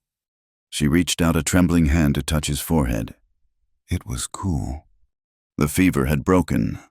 A surge of fragile, disbelieving hope shot through her. It wasn't a victory. Not yet, but it was a reprieve. A chance. For 2 more days. He slept, but it was a different kind of sleep. A healing sleep. His breathing was deeper, more even. The violent thrashing ceased. He was no longer fighting demons in the dark, but slowly, quietly, mending. Ella continued her care, her movements less frantic now, more patient. She kept watch, her hope a tiny, stubborn flame she nurtured in the face of the overwhelming uncertainty. She felt as though she had aged a decade in a week. The girl who had stumbled into this valley was gone, replaced by a woman who had faced down violence and death and had not broken. It happened on the evening of the 5th day. Ella was sitting by his bed, spooning a thin broth she had made into a small bowl, though she had little hope he could take it. The setting sun filled the cabin with a soft, gentle light. She was watching his face, as she so often did, memorizing the hard lines that were now softened by sleep and vulnerability. His eyelids fluttered. She froze, the spoon halfway to the bowl. It was a movement so slight she thought she might have imagined it. Then it happened again, a more definite tremor. Slowly, as if they were incredibly heavy, his eyes began to open. At first, his gaze was unfocused, clouded with pain and confusion. The gray eyes that were usually so sharp and clear were dull, lost. They drifted around the cabin, taking in the familiar ceiling, the firelight, before finally settling on her face. And then he saw her. For a long moment, he just looked at her. The fog in his eyes began to clear, replaced by a dawning recognition. In that single silent gaze, 1,000 unspoken words were exchanged. He saw the exhaustion etched on her face, the fierce protectiveness in her eyes, the way her hand hovered near his. He saw that she had not run. She had stayed. She had fought for him. She saw the pain and weakness in his face, the vulnerability of a strong man laid low. But underneath it, she saw him, Weston, The silent, steady core of him was still there. The look in his eyes was a promise, a thank you, and a profound acknowledgement of the bond that had been forged between them in blood and fear and quiet devotion. Everything had changed, and yet nothing had. A shaky breath escaped her lips, a sound that was half sob, half laugh. The immense, crushing weight of fear and uncertainty that she had carried for 5 days finally lifted. He was back. The storm had taken its toll, but he had survived. He was here. She put the bowl down, her hand coming up to rest on his chest, as if to reassure herself that he was real, that he was breathing. "You're still here," she whispered, the words a profound, prayerful exhalation of relief. The days that followed his awakening were a slow, quiet dawn. Healing was not a dramatic miracle, but a patient, painstaking process. A quiet negotiation between the body's will to mend and the deep weariness left by the battle. The valley, which had held its breath during the crisis, seemed to exhale, settling back into its gentle rhythms, and, in doing so, created a space for Weston to slowly piece himself back together. The roles in the small cabin had been completely reversed. Ella was now the steady center, the quiet authority. Weston, a man whose entire existence was defined by action and self-reliance, was now confined to the bed, his strength stolen by fever and injury. At first, a deep frustration settled in his eyes as he watched her move about the cabin. Doing the chores that had always been his, he saw her splitting kindling with a small hatchet, her movements determined but clumsy. He watched her haul buckets of water from the creek, her shoulders straining. He was a lion caged by his own weakness, and the helplessness was a greater trial than the pain. But Ella met his frustration not with pity, but with a calm, unwavering patience. She tended to him with a gentle competence that was entirely new. She would change the bandages on his shoulder, her touch light and sure. She would bring him broth, her presence a quiet reassurance that he was not alone in this fight. She never hovered, never fussed. She simply did what needed to be done, her quiet strength a mirror of the kind he had once shown her. He learned to accept her care, a lesson in humility that was foreign to his nature. He began to watch her, truly watch her, in a way he never had before. He saw the new confidence in the set of her shoulders, the resilience in her eyes. He saw the woman who had fired a rifle to save them, the woman who had dragged him from the jaws of death, the woman who had sat a vigil and refused to let him go. The frightened girl he had sheltered under his coat was gone, and in her place was a woman as strong and rooted as the ancient junipers that dotted the valley. Milo was the bridge between them. The boy, having witnessed the terror, now clung to the quiet miracle of Weston's recovery. He would bring Weston a newly carved piece of wood to inspect, or a cup of water at Ella's gentle prompting. He would sit on the floor by the bed, content to be in the same room, his presence a testament to the fragile family that had almost been torn apart. As Weston's strength began to return, a new kind of silence grew between them. The quiet whispers of the long nights were gone, replaced by a comfortable quiet that was deeper and more resonant than before. Sometimes, she would sit in the chair by his bed in the evenings, mending a shirt while he simply watched her, the firelight playing on her focused expression. No words were needed. In the shared space of the cabin, a profound gratitude flowed from him, and a steady, unspoken affection flowed from her. The day he first stood was a quiet triumph. He pushed himself to a sitting position, his face pale with the effort, and then, using the bedpost for support, he slowly got his feet under him. He stood there for a long, swaying moment, his breath coming in ragged gasps. Ella was by the hearth, but she had seen the movement from the corner of her eye. She didn't rush to his side. She simply stopped what she was doing and watched, her hands clenched, ready to move if he faltered. He took one step, then another, and made his way to the open cabin door, leaning heavily against the frame. He breathed in the clean, dry air of his valley, which he had almost left for good. He looked at the familiar shapes of the mesas, the endless blue of the sky. Ella came and stood a few feet away, not touching him, but offering the silent support of her presence. He turned his head and looked at her, and in his eyes, she saw the full depth of what she had done for him. He had given her a sanctuary, and she, in return, had given him back his life. His recovery sped up after that. Soon, he was able to walk out onto the porch, then to the corral, his movements still stiff but growing stronger each day. The balance of their small world began to shift again. He was no longer the patient, and she was no longer the nurse. A new, unspoken question began to hang in the quiet evening air. The intimacy born of crisis had to find its shape in the calm that followed. They were two people bound together by trauma and a shared will to survive. But now, in the safety she had secured for them, they had to decide what else they were. The night was warm. A week after he had first walked again, a sliver of a moon hung in the inky black sky, and the stars were a brilliant, scattered dust of diamonds.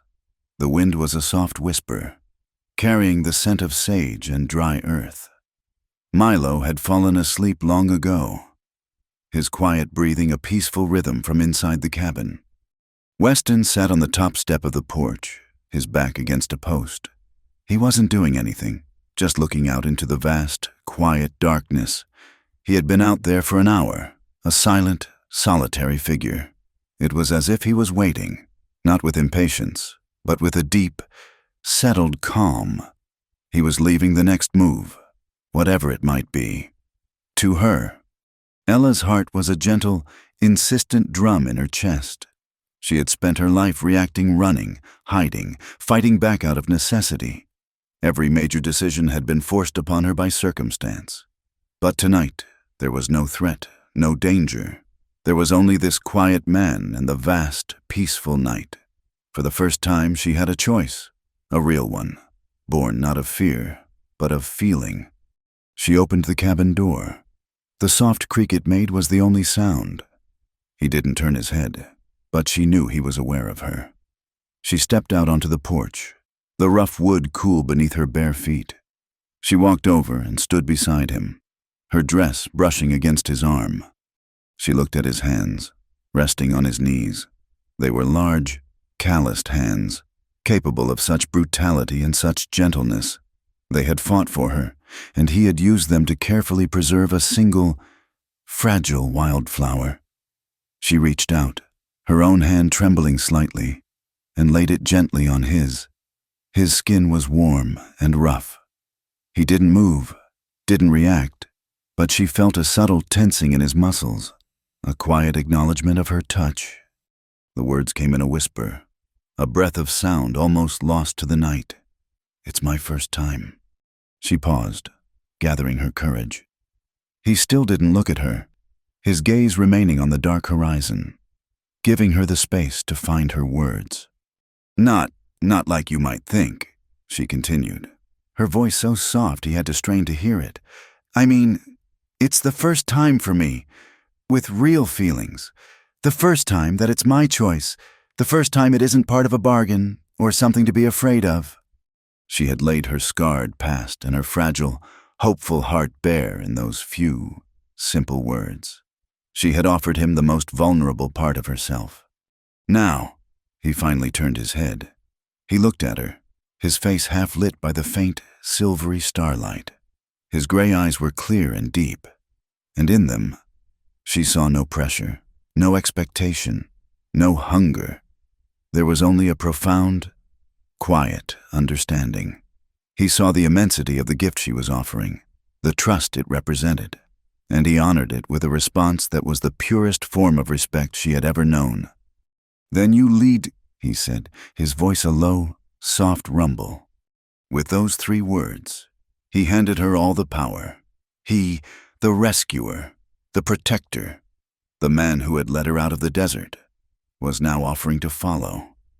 He was making himself vulnerable, placing his trust entirely in her hands. It was the final, most crucial piece of her healing the realization that she was in control of her own path. The breath she had been holding escaped her in a shaky sigh. The last vestiges of the frightened girl who had cowered on the train fell away, leaving the woman who had found her strength in the heart of this valley. Slowly, she drew her hand back from his. She stood before him and held it out, palm up, in the space between them. It was not a gesture of supplication or of need. It was an invitation, a clear, simple, and honest offering from one free person to another.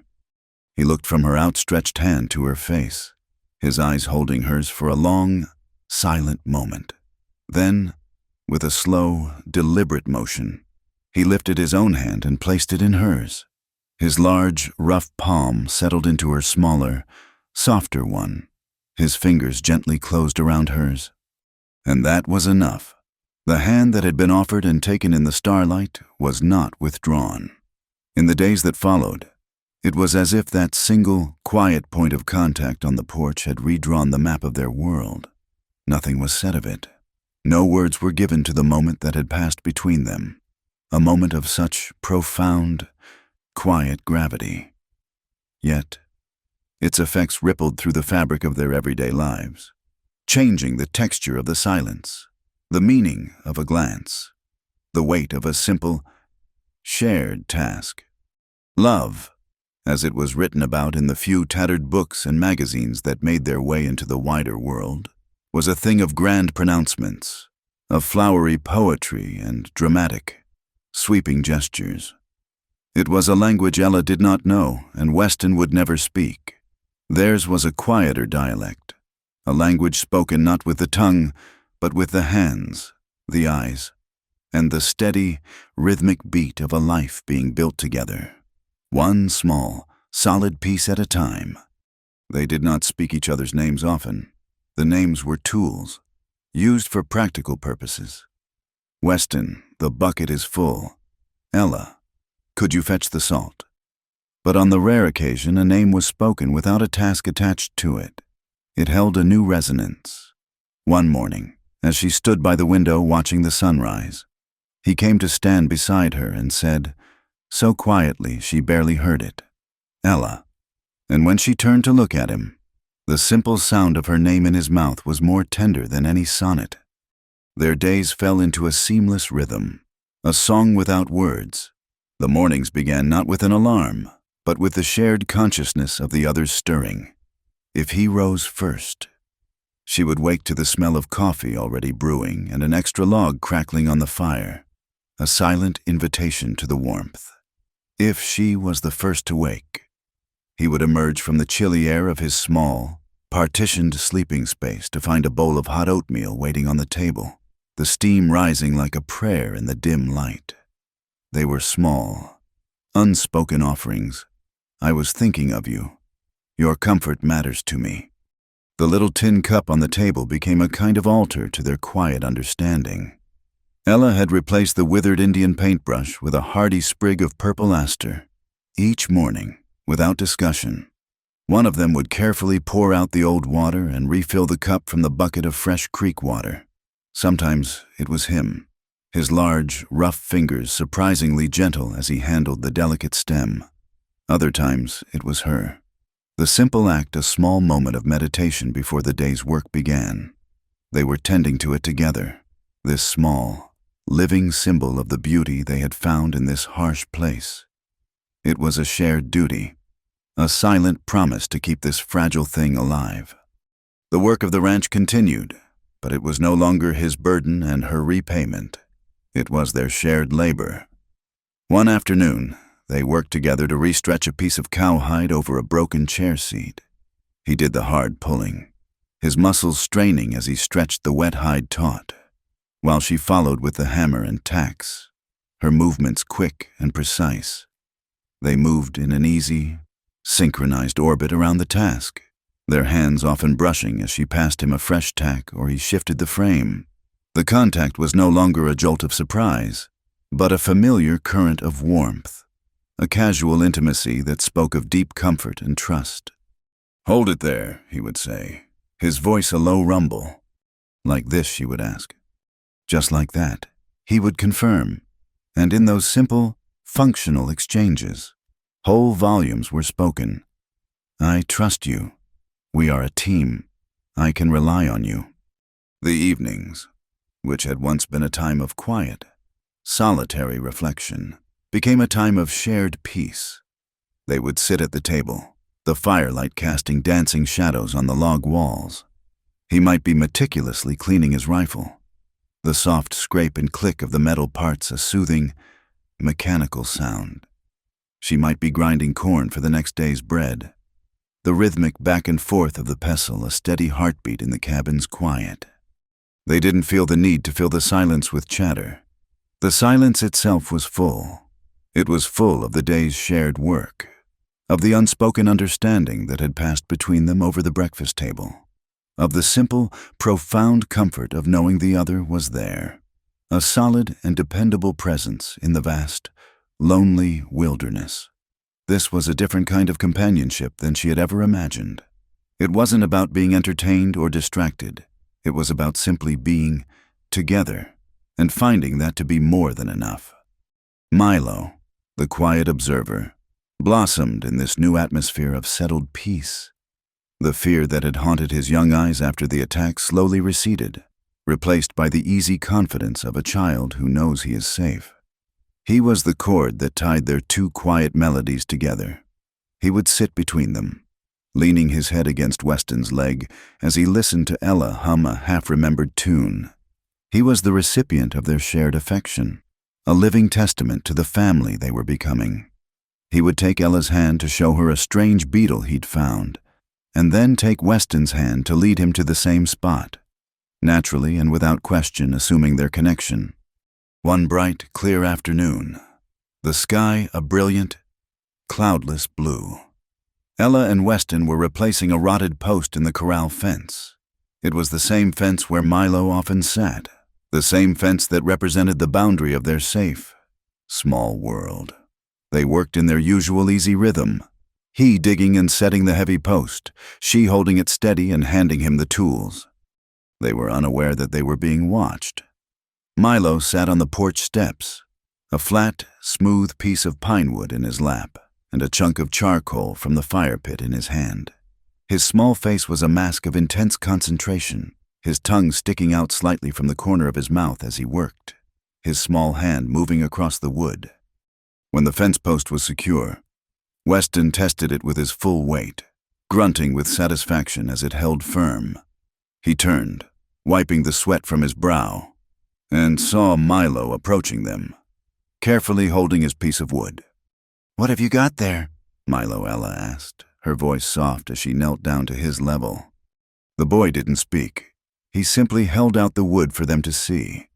It was a drawing, a simple, charmingly clumsy picture rendered in bold, black charcoal strokes. On the right was a tall, broad-shouldered figure. On the left, a smaller figure with a triangle for a dress and long, looping lines for hair. And in the middle, a tiny figure, his hand held by each of the larger ones. Behind them, a series of straight, crisscrossing lines represented the fence they had just fixed. And above it all, a huge, round circle with radiant lines beaming out from it, a brilliant, smiling sun. Ella's breath caught in her throat. She looked at the simple, powerful image, the three of them, a single, connected unit, standing before their home, protected and whole. It was a child's perfect, uncomplicated vision of what they were. They had no name for it, no words to define it, but Milo had seen it with perfect clarity. He had drawn them as a family. She looked up at Weston, who was staring down at the drawing, his usually stern face softened by an expression she had never seen before, a look of profound, quiet wonder. He had built this ranch to be a fortress against the world, a place to be alone. He had rescued a boy, and then a girl, out of a reluctant sense of duty. And now, this child, with a piece of charcoal, was showing him that he had not built a fortress after all. He had built a home. Weston reached down and laid his hand on Milo's head, his fingers gently ruffling the boy's blonde hair. He then looked at Ella, his gray eyes holding hers over the top of the child's drawing. And in that look, she saw it all: the acknowledgement, the acceptance, the deep, unspoken truth. The words "I love you" would have felt thin and inadequate in comparison. What they had was quieter, stronger, and more real. It was in the bread baked in the morning, the water poured for a thirsty flower, the feel of a hand reaching for a hammer, and the simple, undeniable truth of a child's drawing, held up for them to see under the bright, warm sun. The seasons turned. The fierce, white heat of summer that had baked the valley during Weston's recovery softened into the crisp, golden days of autumn. The lone cottonwood by the creek turned a brilliant, shimmering yellow, its leaves a temporary treasure against the endless blue sky. Winter followed, dusting the mesas with a light blanket of snow and driving the three of them into the close, firelit warmth of the cabin. And then came spring, a season of such fierce and sudden life that it felt like the valley itself was taking its first deep breath after a long, cold sleep. With the thaw came a new kind of permanence.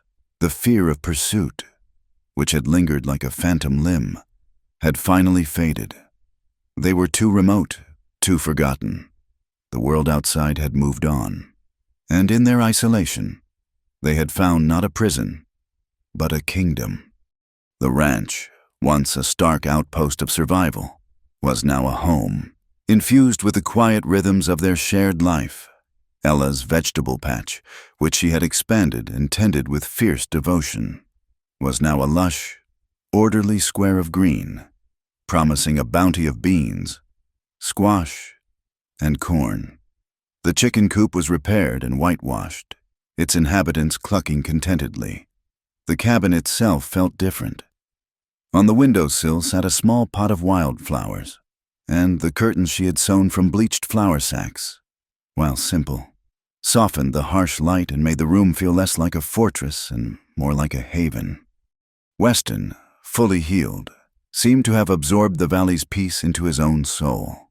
The hard, solitary shell he had worn for so many years had been softened, not broken, by the warmth of the life they had built.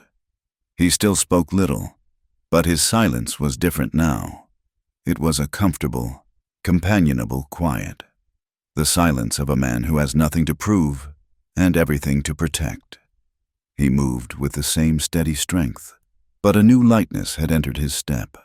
He would watch Milo trying to mimic his movements as he mended a harness, and the corner of his mouth would twitch with a smile that was no longer a rare, fleeting thing. Their partnership was the silent, steady engine that drove their lives. They no longer had to discuss the day's chores.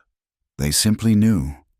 They moved around each other in the small space of the cabin and the vast space of the ranch with an unspoken, intuitive grace. She would have the coffee ready when he came in from his dawn patrol of the fence line. He would have a fire roaring when she returned from the creek with the day's water. It was a seamless dance of shared responsibility, 1,000 small, daily acts of love that required no grand pronouncements.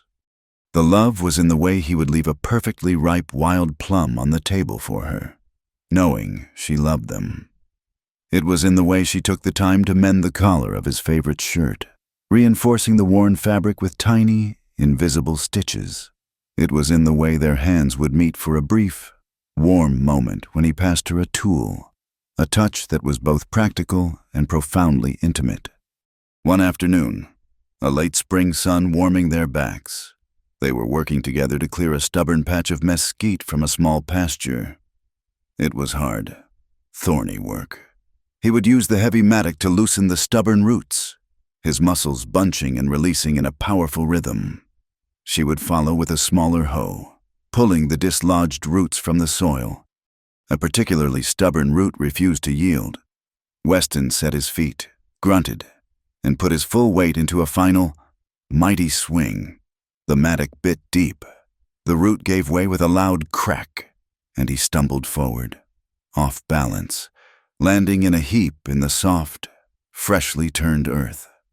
For a moment, Ella's heart leaped into her throat. Then she saw him push himself up, shaking his head, a look of pure, comical disgust on his dusty face. A laugh, bright and clear and utterly unrestrained, bubbled up out of her. She clapped a hand over her mouth, but it was too late. The sound of her genuine and joyous laughter filled the quiet pasture. Weston looked at her, his expression still grim. Then he saw the tears of mirth in her eyes, the way she was trying and failing to stifle her giggles. A slow smile spread across his face, a real, wide smile that reached his gray eyes and made them crinkle at the corners. He let out a low chuckle, a rough, rusty sound that seemed to come from deep within his chest. He reached out, his hand covered in dirt, and gently smudged a streak of it on her nose. They stayed like that for a long moment, kneeling in the dirt, the hard work forgotten, just laughing together under the warm sun, in that shared, simple moment of humor. Ella felt a sense of rightness so profound it was like settling into a warm bed after a long, cold journey. This was it. This was home. Later that day, as the afternoon began to fade, they finished their work. They stood side by side, looking at the newly cleared patch of land. It was a small victory, a few more square yards of useful ground claimed from the wilderness. But it felt monumental. It was something they had built together. The light began to turn golden, the magic hour when the valley was at its most beautiful. The air grew still, and the long shadows of the mesas began to creep across the valley floor. They walked back to the cabin in a comfortable silence, the tools heavy in their hands, their bodies tired but their spirits content. They sat on the porch steps, as they often did at the end of the day, watching the world prepare for night. Milo was inside, already asleep, worn out from a day of grand adventures with his wooden horse. The sky was a canvas of pale pink and soft orange, and the first evening star was a faint, hopeful glimmer in the east. Ella looked out at the vast, peaceful landscape. This place, which had once been the backdrop for her terror and flight, was now the geography of her heart. Every rock, every twisted juniper, every patch of hardy wildflower was known to her, was part of her. It was the place where she had stopped running. She turned to Weston, who sat beside her, his solid presence as comforting and as constant as the mountains themselves. She thought back to that first day, to the terrified, desperate girl who had thrown herself at the mercy of a stranger. She thought of the journey that had followed, a journey not just across miles of hard country, but across the even harder terrain of her own soul. The words rose in her, simple and true, the culmination of everything she had felt and everything she had become. That first day, she began, her voice soft in the evening quiet. When I fell at your feet on the train, I only asked a shelter under your coat. I was just trying to survive. He turned his head to look at her, his gray eyes deep and patient in the fading light. But I'm not just surviving anymore, she continued, her gaze steady and clear. I'm living here, and I don't want to hide under your coat anymore. She took a soft breath.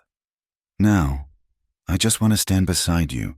It doesn't matter if it's sun or rain. She had offered him her past, her present, and her future in that single, quiet declaration.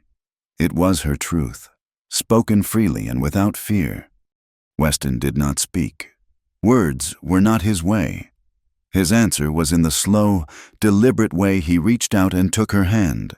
His large, calloused hand closed around hers, his grip firm and warm and sure. It was not a gesture of possession, but of partnership. It was a silent, unbreakable vow, an answer more powerful than any words could ever be. I am here. I will always be here. He gave her hand a gentle squeeze and then stood, pulling her to her feet with him. He didn't lead her back into the shelter of the cabin. Instead, he kept hold of her hand and led her down the 2 porch steps and out into the open yard. They walked together, away from the house, toward the wide open fields that stretched out to meet the darkening horizon. The place that had once been her refuge had now become her home. The landscape that had once promised only a place to run to now promised a place to stay. And as they walked hand in hand into the beautiful, dusky twilight of their valley, Ella knew, with a certainty that settled deep in her soul, that she was no longer the one being sheltered. From the very first time she had dared to lead, she had been walking a path to this exact moment. She was the woman who now walked alongside, her hand held firmly in his, facing whatever came next, together. Thank you so much for listening to our story. We would love to know where in the world you're tuning in from, so please leave a comment below to say hello and share your thoughts. If you enjoyed the story, please consider subscribing to our channel, Wild West Stories 1850, and give this video a like. And if you'd like to help even more, please press the hype button to help this story be heard by more people.